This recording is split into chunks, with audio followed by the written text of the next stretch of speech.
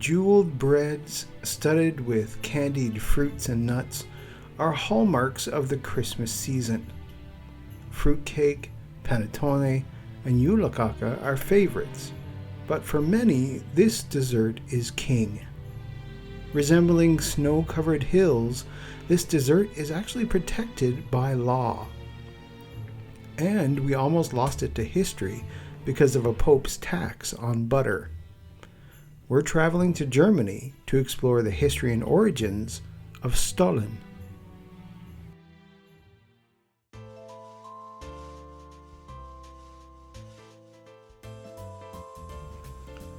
I'm Glenn Warren, and welcome to another serving of Seasons Eatings, the podcast which explores the history and origins of your favorite Christmas foods. Seasons Eatings can be found wherever you download your favorite podcasts. And if you haven't already, I would ask you to subscribe. That way you won't miss an episode and when it's released, and all future episodes will be available without you having to search for them. And if you can please take a minute and leave me a 5-star review, I will greatly appreciate it. Reviews help others find the podcast and help me know that you are enjoying what I'm doing. And if you let me know that you left a review, I'll send you a Seasons Eating sticker as a personal thank you. Seasons Eatings is also found on Facebook, YouTube, Instagram, and Blue Sky. All the links can be found in the show notes, which can be found on seasonseatingspodcast.com. While you're there, you can buy me an eggnog. Just click on the little cup in the corner and leave a donation for as little as $3. Each donation is used for the running of the podcast and its general upkeep, so any help would be wonderful. Finally, you can let me know how I'm doing, leave a suggestion for a future episode, or just say hi at seasonseatingspodcast@gmail.com. Welcome to the bonus episodes for the Burr months of the year. In previous seasons, I've done something called side dishes and focus on foods or ingredients that don't necessarily get the main focus during the holidays. This year, I thought I'd do something a little different, and I'm calling it Second Helpings. I'm reheating an old episode and giving it a little bit more history. This time, I'm diving a little deeper into the history of Stollen.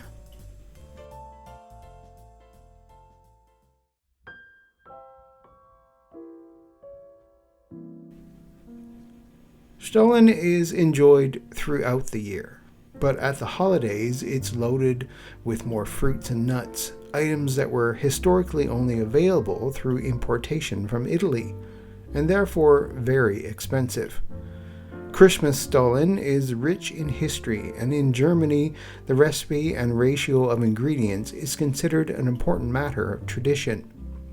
Originally, the Christmas Stollen is based on the Celtic sacrificial bread, which was adopted by medieval monastery bakers during the Christianization between the 8th and 10th centuries. The first documented mention of Stollen was about 700 years ago, but the pastry is actually much older, although the earlier Stollen only has the same shape as the current one, but not the recipe. There are 4 theories about the origin of the word Stollen. According to some sources, the name Stollen is derived from the word stola, which means piece, as in a piece of bread. Others assume it's derived from the word stolno, which means big and mighty. According to this, Stollen would mean mighty festive cake. A third version assumes that Stollen refers to the supports of the cradle of the Christ child.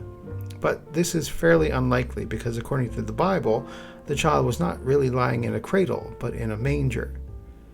The most common theory assumes that the word comes from the mining, where Stollen, Old High German stolo, means a supporting post. In the Christian faith, this was meant to symbolize the supporting power of Jesus. The actual origin of the word cannot be clearly deduced from the historical sources, so each of these theories may or may not be correct. Stollen is a fruit bread of nuts, spices, and dried candy or fruit, coated with powdered sugar or icing sugar. It's the traditional German bread eaten during the Christmas season, when it's called Weihnachtsstollen, after the Weihnachten, the German word for Christmas, or Stollen after Christ. Stollen are famously dusted with a thick coat of powdered sugar, reminiscent of the snowy German landscape, and baked with aromatic spices conveying the warmth of the Christmas season. The shape of the Stollen also have shapes from Christian symbolism. The traditional shape and the white exterior of Stollen symbolizes the baby Jesus wrapped in swaddling clothes, hence the name Stollen. This doesn't affect the fact that today Stollen is offered in different shapes, depending on the way it's prepared and baked. In Dresden, the Stollen is prepared oblong, like a loaf of bread, cut before baking and then baked without a baking pan. Flattening the dough using a Stollen stick is also one of the traditional methods of shaping the Stollen. The flattened dough is then overlapped. Stollen hoods are also used, which are put over the oblong rolled dough. In tins, however, the Stollen is baked upside down. Stollen is a cake-like fruit bread made with yeast, water, and flour, and usually with zest added to the dough. Orangeat, which is a candied orange peel, and candied citrus peel, raisins and almonds, and various spices like cardamom and cinnamon are added. Candied fruit, also known as crystallized fruit or glassy fruit, has existed since the 14th century. Whole fruit, smaller pieces of fruit, or pieces of peel are placed in a heated sugar syrup which absorbs the moisture from within the fruit and eventually preserves it. Depending on the size and type of fruit, this process of preservation can take several days to several months. This process actually allows the fruit to retain its quality for over a year.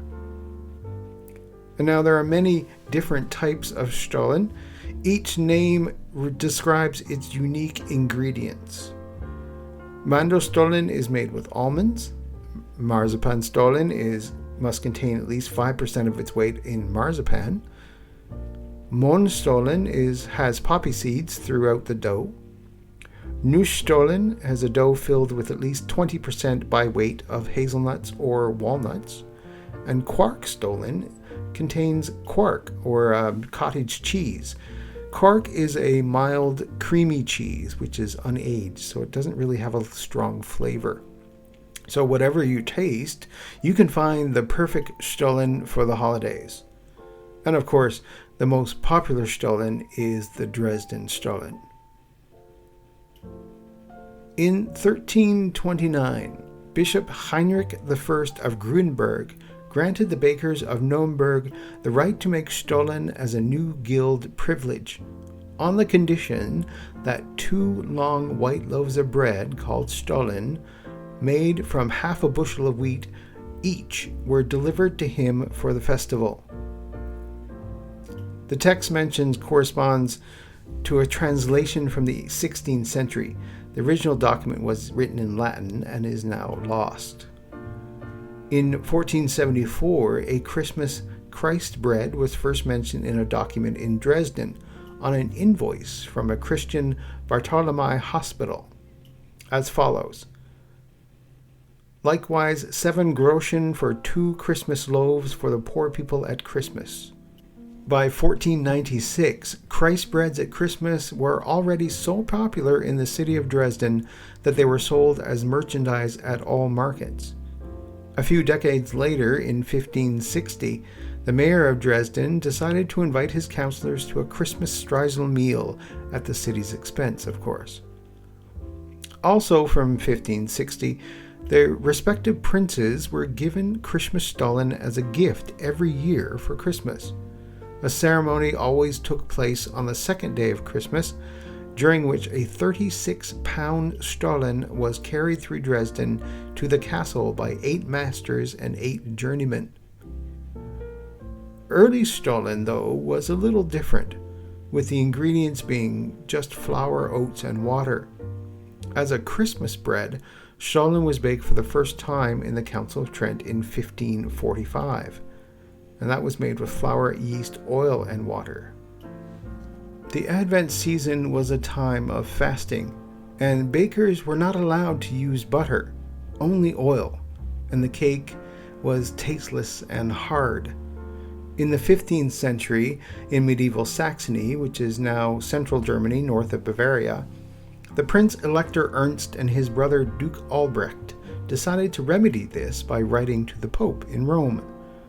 The Saxon bakers needed to use butter, as oil in Saxony was expensive, hard to come by, and had to be made from turnips. The first time they sent a letter was to Pope Nicholas V in 1450, and he denied the appeal. 5 popes died before finally, in 1490, Pope Innocent VIII sent a letter, now known as the Butter Letter, to the prince. This granted the use of butter without having to pay a fine, but only for the Prince Elector and his family and household. This is the Pope Innocent VIII's Butter Letter in translation.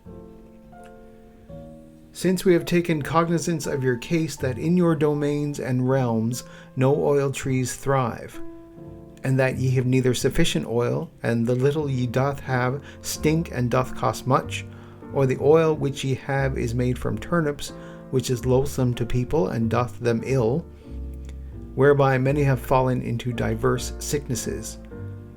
As such, we are ill disposed to accept your request, and decree by papal authority, by the power of this letter, that ye, your wives, sons, daughters, and all your obedient servants, may freely and reasonably partake of butter instead of oil without incurring any penalty. The Pope was clever and put a condition in the letter stating that the others could use butter for cooking. But whenever butter was used, a donation had to be made to help with the cost of constructing the Freiburg Cathedral. After receiving the letter, others were also permitted to use butter, but on the condition of having to pay an annually 1/20th of a gold gulden to support the building of the Freiburg Minster. The Elector of Saxony figured out a workaround to this problem in the 16th century. A lot of them became Protestant. By the 17th and 18th century, Augustus II, the Strong, was the Elector of Saxony, King of Poland and Grand Duke of Lithuania. Now, the king loved pomp, luxury, and splendor and feasts. He was kind of like the Germanic version of Louis the Sun King of France, who lost his head in that revolution. In 1730, King Gus wanted to impress his subjects, ordering the Bakers' Guild of Dresden to make a giant 1.7-ton Stollen, big enough for everyone to have a portion to eat. There were over 24,000 guests taking part in a legendary amusement festival known as the Zeithainer Lustlager. For this special occasion, the court architect Matthias Daniel Poppelmann built a massive Stollen oven. This imposing brickwork had then pulled it into a solemn convoy into the king's table. The Stollen knife with which the king giant Stollen was cut was about 1.6 meters long and has been specifically designed and made for the festival. The knife can be seen on a historical model and form the basis of today's Dresdner Stollen knife. I just want to take a moment to describe this knife. It's beautifully made of sterling silver with a slight curve at the end. Now, obviously, with cutting your Stollen, you can use an ordinary serrated knife, but the Dresden Stollen knife would be an amazing present for anyone of the fan of the bread. We'll talk about how the Stollen is protected under law after the break.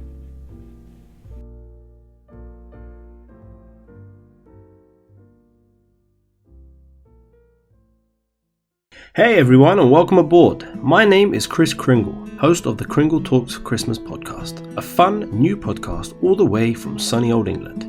If you like listening to cool Christmas stories, traditions, and some more personal favourites, then head on over to Kringle Talks Christmas.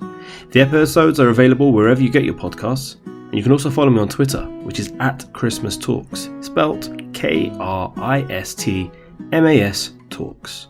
Welcome once again, and I hope to see you soon.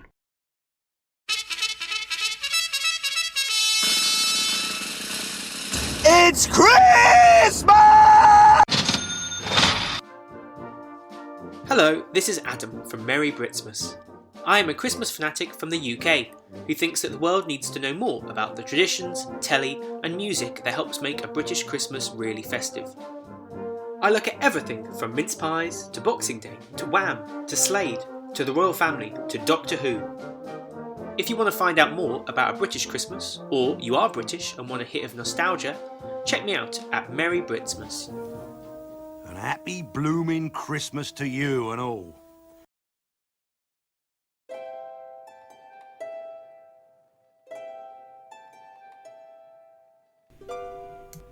One of the ingredients of Stollen to give it a more decadent flavor is the fruit. To prevent the fruit from spoiling over the winter months, it was soaked in a sugar syrup.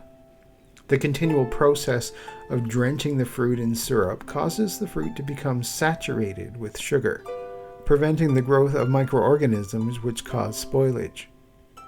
Other ingredients such as milk, sugar, butter, salt, rum, eggs, vanilla, other dried fruits and nuts and marzipan may also be added to the dough.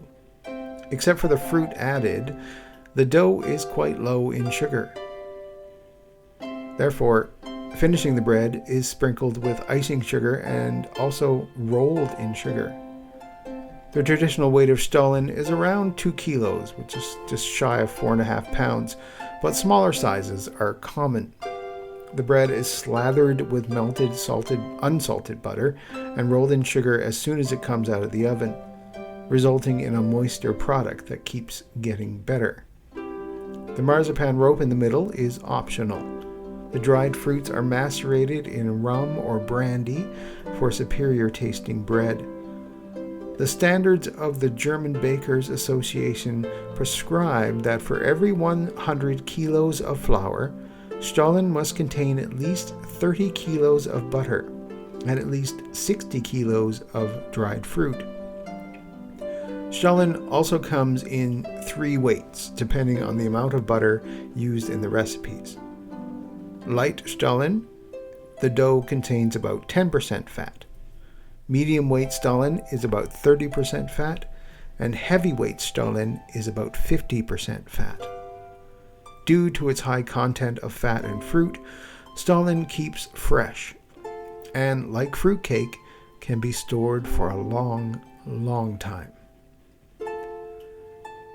Over the centuries, the bread changed from being a simple, fairly tasteless bread to a sweeter bread with richer ingredients, like marzipan, although traditional Stollen is not as sweet, light, and airy as the copies made around the world. Dresden Stollen is protected under European Union law as a geographical indication, specifically a protected geographical indication (PGI) since 2010. This status ensures that only Stollen made according to the traditional methods and in the Dresden region can be labeled as Dresdner Stollen or similar protected names. And here's why this protection exists. Dresden has been central to Stollen's history since the 15th century. Its association with the Striezelmarkt and traditions like the ceremonial presentation of Stollen to Saxon royalty underscore its deep-rooted cultural importance. The PGI status guarantees the authenticity of ingredients and the method of production. Authentic Dresden Stollen is made with specific ingredients, including a high butter content, raisins, almonds, candied citrus peel, and spices. The recipe and baking process adhere to strict standards set by the Dresden Stollen Protection Association. The PGI helps preserve the reputation of local bakeries, ensuring economic benefits for the Dresden region. It prevents misrepresentation by ensuring that products not made in Dresden cannot use the name to capitalize on its prestige. By protecting the name, consumers can trust that Dresden Stollen meets specific quality and origin standards, fostering trust in traditional European food products. The Dresden Stollen is of course unveiled during the Dresden Stollen Festival, where tens of thousands of visitors come far and wide to queue up at the Christmas market in Dresden, the Striezelmarkt, and buy a piece of the traditional Christmas cake. On average, the 500-gram piece of this cake costs around €6, and the majority of the sales are donated to charity. Prior to cutting up the Stollen, the giant cake is paraded through the city by the Dresdner Stollenmädchen, as well as the bakers and pastry makers of the Stollen Association. They are joined by marching bands, actors in historical costumes, and regiments of soldiers who make up a cheerful and colorful parade that is cheered on by tens of thousands of spectators. Dresden bakers and pastry chefs are already in the Guinness Book of World Records for having baked the largest Stollen in 2000. The Dresden Giant Stollen weighed 4.2 tons. That's over 9,200 pounds. While the longest Christmas Stollen measured over 72 meters long, about 235 feet, and was achieved by the Little Market at the Haarlem railway station in the Netherlands on the 10th of December in 2010. The cake took 2.5 hours to prepare and 2.5 hours to cook. And it was cooked in only one piece. Now, to make the Stollen, it's a balancing act. To the untrained and impatient baker, it's tricky to get that texture, quality, and blends of flavor from an old-fashioned traditional recipe. Filled with copious amounts of alcohol-soaked nuts and fruit, with a marzipan center, Stollen requires several steps and a hefty list of items to prepare. So if you've got at least 48 hours to dedicate to baking this bread, and you've carefully studied the process, then your families and friends can enjoy the medley of fruit or nuts come Christmas Day. Of course, adding preservatives and flavoring, as well as using margarine, is a violation of the process. The production of Christmas Stollen with fruit and spices is now a regular part of the annual cycle of most bakers in German-speaking countries, and occasionally even overseas, thanks to the influence of traveling master bakers from Germany. For many families, baking or purchasing Stollen is a cherished tradition that evokes nostalgia and strengthens bonds. Sharing Stollen with loved ones enhances the communal joy of Christmas.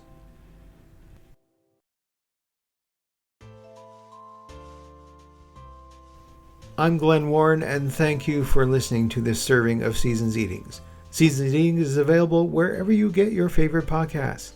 And please, if you can leave a review about the show so we can spread the Christmas cheer. Also, I would love to hear from you.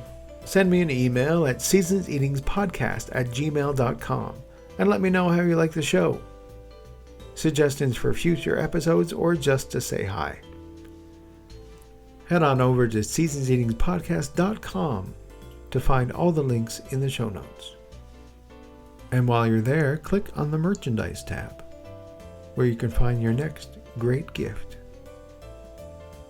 All music used on Seasons Eatings is used under the Creative Commons license.